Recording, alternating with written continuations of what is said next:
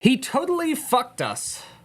That's what Kamala Harris's former campaign aide, David Plouffe, says in the new book, Original Sin, President Biden's Decline, Its Cover-Up, and His Disastrous Choice to Run Again.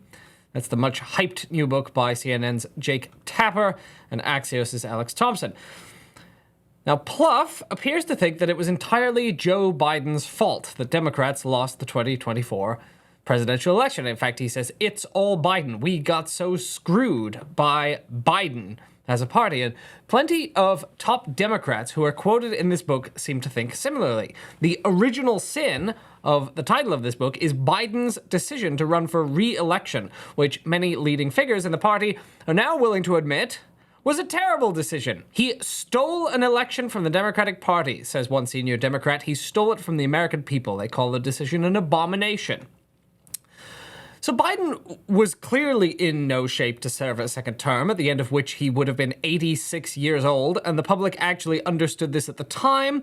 In 2022, a majority of Americans said that Biden lacked the mental sharpness to be president, and by 2023, 3/4 of Americans thought Biden was too old to run for re-election. Current Affairs noted earlier that year that only 7% of voters were enthusiastic about Biden running again. It was pretty obvious to anyone who looked that Biden was suffering at least some level of age-related cognitive decline. He'd always been rambly and often incoherent, but there were more and more concerning lapses, like forgetting the number of grandchildren he had, although in fairness, that was a little confusing since at the time the official Biden family number of grandchildren was lower than the actual number of grandchildren, or getting completely lost in the middle of his sentences. Dealing with everything we have to do with, look, if we finally beat Medicare. The president became a national punchline. Biden forgets nation's name, ran a 2023 Onion headline. It was so obvious that Biden shouldn't have been running for re-election that this new book by Tapper and Thompson seems pretty superfluous, actually. Yes, we all knew that, we all saw it, and some of us were saying at the time that Biden had no business running for a second term. So the only real mystery left is why there were so many Democrats determined to, in Tapper and Thompson's words, pretend Biden wasn't mentally melting before our eyes, even though their denial ultimately had catastrophic consequences for the country. In fact, plenty of senior Democrats, we find out in the book, knew that the situation was far more concerning than the public even understood, and what was going on in private, they say, was even worse. Now, that's the opposite of the party line during Biden's presidency, which is that while he could be halting and incoherent in public, in private, he was sharp as a tack. And I mean, that was the party line. The New York Times said in 2023 that so many Biden advisors use the phrase sharp as a tack to describe him that it has become something of a mantra. Now, that never made too much sense, because why would he suddenly spring to life when the cameras were off? Nor did the explanation make sense that his fumbling was due to a childhood stutter that had not been noticeable for the first 4 decades of his political career. But Tapper and Thompson show that the public often saw a deceptively coherent Biden, thanks to the careful curation of his appearances. They could only be during certain hours of the day, avoiding unscripted moments, shortening speeches, editing videos, etc. One attempt at a 5-minute video of Biden had to be reduced to 2 minutes because much of the footage was unusable since the man could not speak. That's a quote. Biden had to script his own cabinet meetings, with staff asking cabinet secretaries to prepare questions beforehand so he could read the answers off notes during the meetings. Things were bad from the very beginning, according to one cabinet secretary. Since at least 2022, Biden had moments where he cannot recall the names of top aides whom he sees every day. He called National Security Advisor Jake Sullivan Steve, although, as Jon Stewart pointed out, Sullivan looks like he could easily be a Steve. There was apparently a limit to the hours in which Biden could reliably function, and an increasing number of moments where he seemed to freeze up, lose his train of thought, forget the names of top aides, or momentarily not remember friends he'd known for decades. He was, quote, meandering and incoherent. He would tell the same story multiple times, and even if you'd known him for years, he would, quote, look at you like he'd never seen you before. He would tell stories that supposedly took place in years where the people he mentioned, like former German Chancellor Helmut Kohl and former French President Francois Mitterrand, would have been long dead. In 2021, Biden went to Capitol Hill, apparently to rally congressional support for passing his infrastructure bill, but instead he gave an incomprehensible speech and then left without actually asking them to pass the bill, alarming Democratic members of Congress. Sometimes Biden's unpredictable remarks had major foreign policy consequences, as when he, seemingly off the cuff and to the alarm of his advisors, upturned decades of strategic ambiguity policy toward China by promising to defend Taiwan militarily. Are you willing to get involved militarily to defend Taiwan if it comes to that? Yes, You are. that's the commitment we made. The White House then had to scramble to insist the policy hadn't actually changed and the president didn't mean what he said. Accommodations were made for Biden. He wore maximum stability sneakers with an extra wide sole so he wouldn't fall over. He started using the short stairs on Air Force One. Events were scheduled during the hours he could be relied on to function. The vocabulary shrank for speeches, and interviews with the press were limited. He gave 38 interviews over a time period in which Donald Trump had given 116. He couldn't even give a 10-minute speech at a fundraiser, according to Tapper, without using a teleprompter. Biden's team even brought in Steven Spielberg to try to improve the lighting and microphones for his videos, on the theory that that might have been the problem, but he had trouble taping even mundane video remarks without flubbing his lines. Videos were even put in cinematic slow motion, so it wasn't as obvious how slowly Biden actually walked. Nevertheless, in the words of Democratic Congressman Brian Higgins, his decline was, quote, evident to most people that watched him. And by December 2023, Biden couldn't even greet people at the White House Christmas party properly, where he seemed completely out of it. Now, the decline wasn't absolute. Like many older people, Biden had good days and he had bad days, he had good hours and he had bad hours. He could rally and surprise people, as he did with his feisty 2024 State of the Union address. Tapper and Thompson say they reject the view that he was little more than a husk from the beginning of his presidency. But he was the president of the United States, where the expected standard of fitness is not just better than a husk. And cabinet secretaries in his own administration said he could not be relied on to perform at 2 a.m. during an emergency, which is famously a basic requirement of the job. In 2023 and 2024, the cabinet didn't even have access to Biden for months, as there was a deliberate strategy by the White House to have him meet with as few people as necessary. Now, one important takeaway of the book is that Biden's decline did not begin in 2023 or even 2024. In fact, Original Sin provides convincing evidence that Biden had no business being president in the first place. That itself is not exactly a new revelation from Tapper and Thompson. Observers like Glenn Greenwald were saying in 2020 that Biden's deterioration was visible to the naked eye, and even Cory Booker said there are definitely moments when you listen to Joe Biden and you just wonder. I think there was a lot of moments where a number of us were looking at us on our stage when he tends to go on sometimes. At one point, he's talking about people in communities like mine listening to record players. I don't remember the last time I saw a record player in my community. They're back in, you know. They're back in. The vinyl is hot right now. It is hot. I know. I just want to let you know. Maybe he's cooler than I am, but there are definitely moments where you listen to Joe Biden and you just wonder. But I don't know. Look.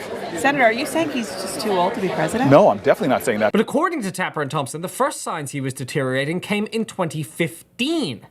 After his son Beau Biden's death, parts of Biden's brain and mental capacity seemed to dissolve like someone poured hot water on them, according to a senior White House official at the time. In 2019, Biden forgot the name of Mike Donilon, perhaps his closest confidant other than his wife, who had worked with Biden since 1981. During the 2020 campaign, Biden's behavior was often bizarre. That was the year that Biden infamously forgot the words to the Declaration of Independence, issuing his stirring alternative. We hold these truths to be self-evident. All men and women created by Go, you know the thing. Tapper and Thompson write that voters were coming out of Biden's events less likely to support him than when they went in, and precinct captains disappeared or said no thanks after attending a Biden rally. When the campaign tried to produce some videos of Biden for the 2020 Democratic National Convention, those who saw the results said they were horrible, that Biden couldn't follow the conversation at all, and that it was, quote, like watching grandpa who shouldn't be driving. One of the Democrats involved in the film's production said, "I didn't think he could be president and felt angry upon realizing that, quote, they've been gaslighting us." The videos were edited down to a few minutes of footage in order to deceive the public. Now, the COVID-19 pandemic that year killed millions worldwide, but Tapper and Thompson conclude it was one of the best things to happen to Biden's presidential hopes in 2020 because it allowed him to avoid the kinds of public appearances that would have revealed his weaknesses. He could avoid grueling travel and campaign remotely from his basement and use a teleprompter during interviews. Biden still, however, only just squeaked into office against a historically unpopular incumbent. In fact, as Tapper and Thompson note, the only reason Biden became the candidate at all in 2020 was that the Democratic establishment successfully rallied to stop Bernie Sanders in what Tapper says is the closest equivalent we've seen in our lifetimes to the legendary smoke-filled room of politics where the establishment get together behind closed doors to decide what's going to happen. Biden was the candidate of last resort for the establishment, Tapper and Thompson say, who were determined to avoid a Bernie Sanders nomination at all costs. So if we want to identify a true original sin, then, to find the starting point for the unfolding nightmare that has brought us to a second Trump term, it's not Biden's delusional belief that he could serve a second term. Rather, it was the party elite's conclusion in 2020 that they'd rather prop up an incompetent, deteriorating Joe Biden than support the most popular politician in America, Bernie Sanders, because Bernie's social democratic agenda posed an economic threat to the donor class. Now, the late Senator Mike Gravel, or more precisely, the teenagers that he entrusted to be his voice on Twitter, presciently warned in 2019 that if Democrats nominate Joe Biden, he may win, and will have 4 years of weak, feckless Democratic leadership, and then in 4 years, he'll be defeated by a Republican Party even more openly white nationalist. If you nominate an Obama redux, you'll get a worse Trump redux. And so here we are with our worse Trump redux. But is it all, as David Plouffe alleges, all Biden? As critical as I've been of the man, and you can watch my very long YouTube video from 2019, 2020, going through everything that's bad about Joe Biden, I still don't think that's quite fair to him to say it's all Biden. Biden was vain, selfish, and delusional, for sure. He was also morally heinous, supporting Israel and its campaign of destruction against Gaza, and pretending all the while to be trying to end the violence when he wasn't. But plenty of other people bear substantial responsibility for getting us to the awful position that we are currently in. In fact, original sin seems to be partly an opportunity for high-ranking Democrats to absolve themselves of any blame by shifting it onto Joe Biden now that he is weak and powerless, and although they didn't know this when they gave their quotes to the book, stricken with advanced prostate cancer. The Harris campaign itself has plenty to answer for. It squandered a ton of money, and Harris made disastrous blunders, including refusing to break with Biden on Gaza. But if the story of the election is that Biden simply fucked the Democrats so that it was impossible for them to win, nobody needs to be on the hook for these mistakes. Tapper and Thompson recite the old saying that victory has 100 fathers and defeat is an orphan, and that does seem appropriate.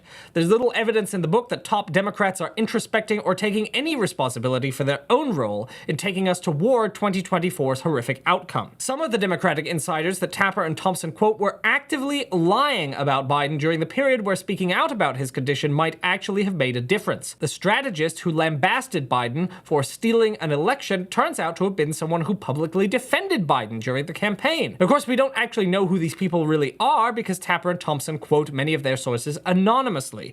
They report speaking to 4 different Biden cabinet secretaries, but apparently none of them were willing to go on the record under their real names, perhaps because it would reveal just how much they'd covered for Biden during his presidency. Now, in the story of the emperor's new clothes, it's not the emperor, but the crowd that ensures the survival of the lie. So much of the blame here clearly belongs to the coterie of sycophants who insisted Biden was fine, when, in the words of a top Democrat, he was clearly not fucking fine. That Democrat, nevertheless, publicly defended the president every day. Insiders saw things that shocked them, but said nothing. One donor explained that no one wanted to be on the outside in case Biden did win, and they didn't speak publicly because doing so would make them pariahs, as happened to Dean Phillips, a congressman who was warned by House Democrats that his choice to challenge Biden in the primary had killed a once promising political career. Now, the rationalizations people made were laughable. One Biden aide reasoned that Biden just had to win and then he could disappear for 4 years. He'd only have to show proof of life every once in a while. I mean, yes, that might work to win re-election, but the point of politics is surely not just to keep Joe Biden in office for as long as possible, but to govern, which requires something more than showing proof of life every once in a while. Sometimes it was hard for Biden to even do that, though, with those who saw him saying it could be, quote, like watching someone who was not alive, and that he was so withered that touching him was, quote, like touching Mr. Burns from The Simpsons. Internally, people were thinking things like, quote, this is crazy, crazy. At one point, donor Ari Emanuel screamed, what the fuck are we doing? At a Biden deputy. But no organized effort to oust Biden was made till after his infamous June 2024 debate meltdown, the one in which he bragged about beating Medicare. For some, of course, keeping Joe Biden in office was the point of politics. When I spoke to Cenk Uygur of the Young Turks in a July 2024 interview on this channel, who, like Dean Phillips, ran a long-shot presidential campaign to try to draw attention to Biden's weakness and desperately pleaded with Democrats to stop him, Uygur explained that for some in politics, Joe Biden was a meal ticket. When you talk about the DNC and Joe Biden's campaign, the top leadership in both of those places, their jobs 100% depends not on the Democrats winning, but on Joe Biden being the candidate. Joe Biden picked the leadership of the DNC. Joe Biden picked his campaign. The minute Joe Biden's not the candidate, all those people are fired. And there'll be new Democrats that take their positions. But for those people, winning is different than for you and I. For them, winning is keeping their job. And as long as Joe Biden's the candidate, they keep their job, their power, their status, etc., which is super important to them in Washington. So they have a self-interest to honestly betray you. Because even if they thought Joe Biden is the weakest possible candidate, it's in their self-interest to lie to you. Mike Donilon, the advisor whose name Biden forgot in 2019, was to be paid an astonishing $4 million for his role in the months-long campaign, orders of magnitude greater than what all other staff were receiving, and he appears to have been fully paid even though the campaign was aborted. To have pushed Biden out of the race would have killed the goose that was about to lay a $4 million golden egg. The delusion was not just about Joe's condition, but also about the fact that he was having a very successful presidency. He clearly wasn't, but that's what they thought. Biden was actually massively unpopular with atrocious polling numbers, but his staff concluded, quote, we don't need polling. Biden operatives constantly insisted that Bidenomics was delivering wondrous results for the American people, even as the American people themselves loudly disagreed. As one senior Democrat later put it, you're in fantasy land. You're saying the economy's great, and voters are like, on what planet? The Biden family also seems to have been especially prone to delusions. Jill Biden, of course, infamously reassured Joe that he did such a great job and answered all the questions after he delivered the worst performance of any president in any debate in U.S. history. Joe, you did such a great job. You answered every question. You knew all the facts. And let me ask the crowd, what did Trump do? Why? She then appeared on the cover of Vogue to say that we'll decide our future. Thank you very much. Tapper and Thompson conclude that there was a family dynamic built around the rejection of reality, which included a denial of the extent of Hunter Biden's misdeeds, for instance. Tapper and Thompson even report that when Biden's son Beau was diagnosed with cancer in 2013, Beau lied about the diagnosis, telling journalists that his doctor had given him a, quote, clean bill of health. That deception came partially at the encouragement of his father, Joe Biden, who instructed his team to mislead the media about his whereabouts when he visited his son in the hospital. Tapper and Thompson report that Beau's wife didn't understand why they had to keep his illness a secret. The fact that the Bidens have previously covered up a cancer diagnosis will only add fuel to current suspicions that Joe Biden's stage 4 prostate cancer was known about earlier than just recently, although medical professionals have said discovering the cancer this late is not actually implausible and is in fact quite common. If someone tried to question Biden's fitness for office, Biden and his operatives would aggressively turn on them and shame them on social media. When David Axelrod raised perfectly reasonable concerns, Biden reportedly called him a prick. Biden's granddaughter opted for jerk. Early in 2024, special counsel Robert Hur reported after interviewing Biden that he wouldn't be prosecuting him for mishandling classified documents, in part because Biden's memory was so bad that a jury would be sympathetic to him. Trump gets elected in November of 2017? 2016. All right. So, why do I have 2017 here? That's when you left office, January of 2017. Okay. But that's when Trump gets sworn in. Right. January. Right. Correct. Okay. Yeah. Correct. Biden world instantly turned on her, calling him a liar and a partisan. The media was discouraged from pursuing the story when a reporter from a national news outlet planned to report on internal concerns about Biden's fitness. She received a call from the White House, who sent her the clear message that they would aggressively dispute it on the record and portray her as a liar. The reporter stopped the investigation. That journalist was not alone in taking a cowardly, tentative approach. One of the unspoken undercurrents of the original Sin book is that the media dropped the ball on a major scandal. Why, after all, are Tapper and Thompson telling all of us this now, long after Biden has left office? Well, what they don't say is it's because they failed in their duty as reporters during Biden's presidency. Tapper himself had aggressively questioned those who raised the issue of Biden's mental fitness, warning against, quote, diagnosing politicians from afar. And he has since said he shouldn't have done that. I think what we see on stage with Joe Biden, Jake, is very clearly a cognitive decline. Okay. That's what I'm referring to. It makes me uncomfortable. You are to no. watch somebody on stage That's so amazing. It's so amazing to me that try and figure out an answer. A cognitive decline. Well, when you're trying to tell me that what I was suggesting was I think that you were mocking his stutter.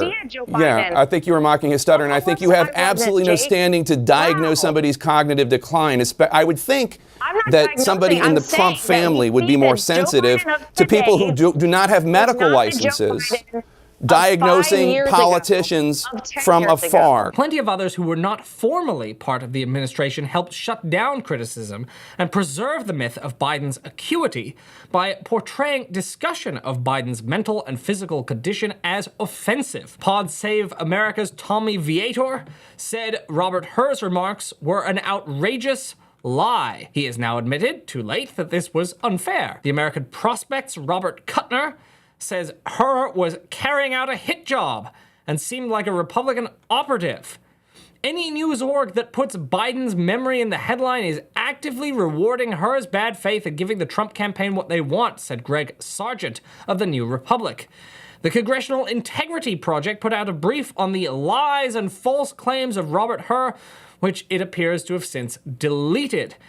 Even back in 2020, Democratic-supporting pundits were running columns saying that criticizing Biden's fitness for office was ableism born out of laziness. Biden was just the same old lovable gaffe machine he'd always been.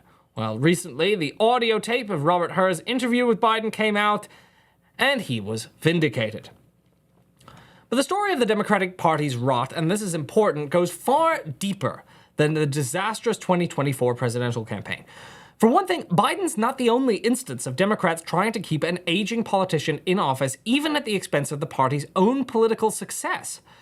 Last year, party elites, including Nancy Pelosi, worked to hand the chairmanship of the House Oversight Committee to Jerry Connolly, a septuagenarian congressman dying of cancer, in order to prevent the dynamic young upstart Alexandria Ocasio-Cortez from becoming too powerful. I've never had my chance to be a ranking member or chairman of a full committee. This is it. As if the party should be dedicated to letting Connolly personally achieve his dreams rather than to achieving any political objectives. Connolly died just recently, proving yet again that many Democrats preferred incapacity to social democracy.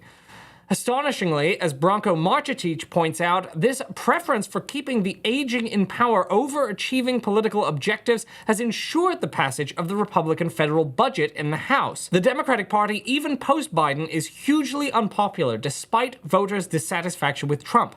And the problem here predates Joe Biden. It's the same problem that we were writing about in Current Affairs in 2016, when the widely disliked Hillary Clinton was favored by party elites over Bernie Sanders. In that race, Democrats chose to run an uninspiring establishment candidate rather than embrace a populist alternative, and they lost to Donald Trump. The story of Democratic politics since Obama is the story of a party that has totally failed to connect with ordinary people, opening the door for a radical right-wing movement that could never succeed if Democrats would simply revive FDR-style social democratic politics, grow a backbone, get some charisma, and learn how to inspire and how to govern. Instead, all we hear are excuses and delusion. The Biden presidency was a low point, with an obviously unpopular and inept president being hailed by party elites as transformative and successful and sharp as a tack. But there are plenty of other case studies, including establishment figures and organizations lining up behind corrupt sexual harasser Andrew Cuomo against his dynamic Democratic opponent Zohran Mamdani in the current New York City mayoral race.